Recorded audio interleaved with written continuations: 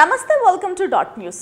నాన్న పందులే గుంపులుగా వస్తాయి, సింహం సింగిల్గా వస్తుంది అని రజనీకాంత్ ఏ ముహూర్తంలో అన్నాడో కానీ తాజాగా పిఠాపురం రాజకీయాలకు ఈ డైలాగ్ అచ్చుగుద్దినట్లు సరిపోతుంది.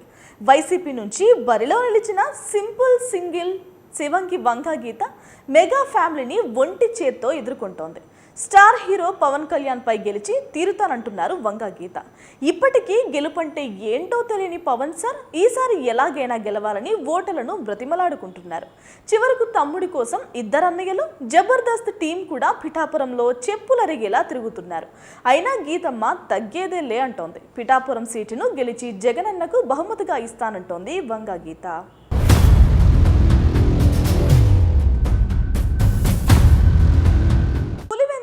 జగన్ ఎంత మెజారిటీతో గెలుస్తాడు? చంద్రబాబు బలం పుంజుకుంటాడా? లోకేష్ ఈసారైనా గెలుస్తాడా? ఇలాంటి చర్చలు ఇప్పుడు ఎక్కడా జరగలేదు. పాయింట్ ఒక్కటే, పిఠాపురంలో పవన్ పొజిషన్ ఏంటి?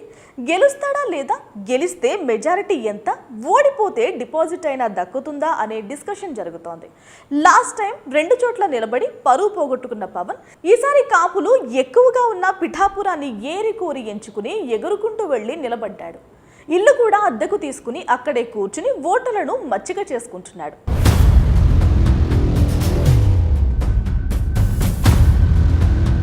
ఎట్టి పరిస్థితుల్లో ఈసారి అసెంబ్లీలో నిలబడి అధ్యక్షానాలని, అందుకోసం తనని గెలిపించాలని అర్థిస్తున్నాడు.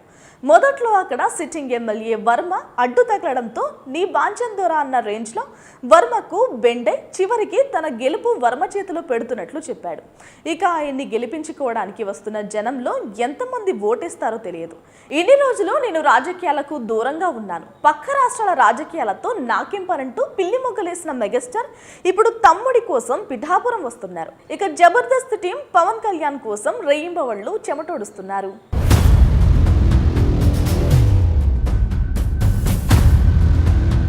బట్ వంగా గీత మాత్రం ఒక్కరే. రాములమ్మ టైప్లో శివంగిలా దూసుకు వెళ్తోంది. నా తల్లి గీతమ్మ అని జగన్ చెప్పిన తర్వాత పిఠాపురం ప్రజలు ఆలోచించడం మొదలుపెట్టారు. లోకల్ హీరో కావాలా, సినిమా హీరో కావాలా అని అడిగితే పిఠాపురం ఓటర్లు లోకల్ హీరోనే కావాలంటున్నారు.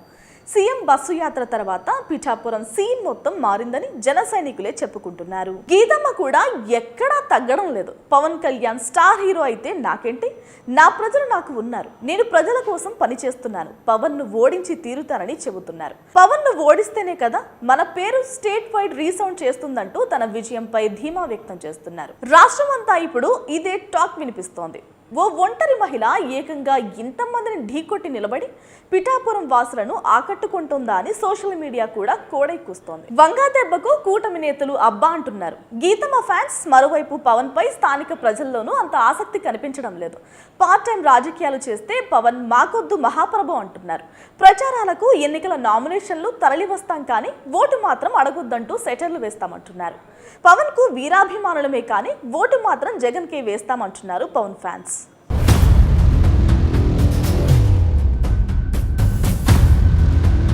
Please subscribe Dot News.